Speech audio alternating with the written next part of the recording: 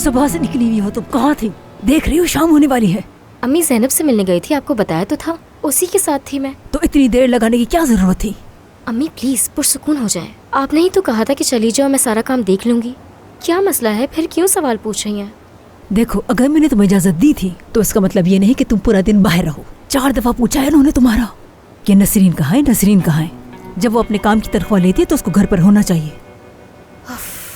मैं इस सादिया और उसकी बेटियों से तंग आ चुकी हूँ अम्मी। मुझे करीम साहब से किसी और जॉब के लिए बात करनी होगी। तुम ऐसा कुछ न करना।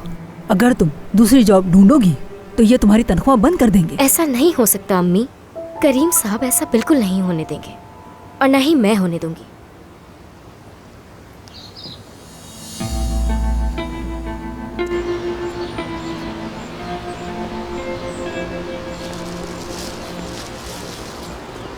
ज़ैनब।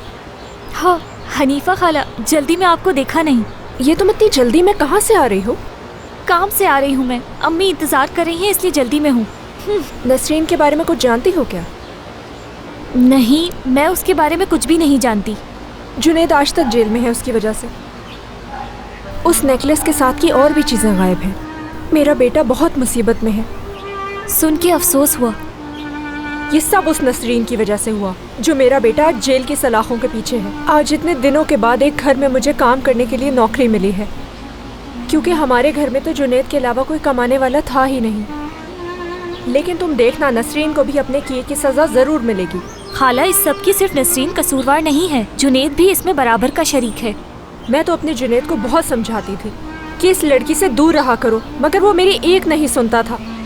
उसकी ज़बान पर तो बस यही था कि नसरीन मुझसे बहुत मोहब्बत करती है।